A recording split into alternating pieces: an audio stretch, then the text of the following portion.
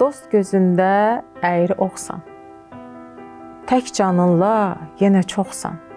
Yad nə bilir, varsan, yoxsan, doğmalar yıxır adama. Vaqif müəllim, doğma bildiyiniz adamlardan zərbə almısınızmı heç? Doğma adamlar nədir? Qardaşlar, bacılar ola bilər də. Heç biri ilə heç bir insidentimiz olmayıb. Çünki bizi atalarımız, analarımız çox şey böyüdüb. Gözü könlü tox. Amma nəyinsə üstündə adam istəsə dava sala bilər də. Bölüşdürmüşdülər ata yurdumuzu da.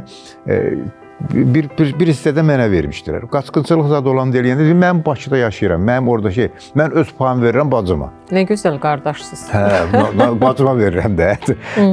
Deyirəm verirəm bacım. Verdim ona çıxdım gəldim. Yəni məsələn mən desəydim yox elə bax mən burada ağacımı bastırıram, buranı babam mənə verib.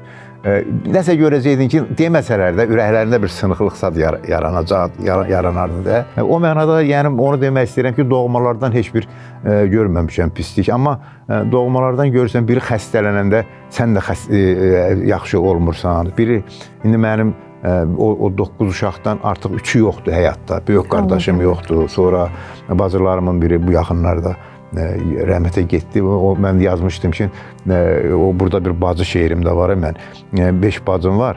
Onlar məni, məsələn, məndən ötəri balalarını İsmail qurbanı kimi kəsərlər. Bax, o dərəcədə istək var.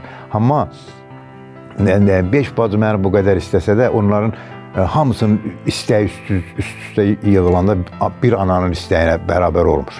Ananın istəyi yenə yuxarıdır.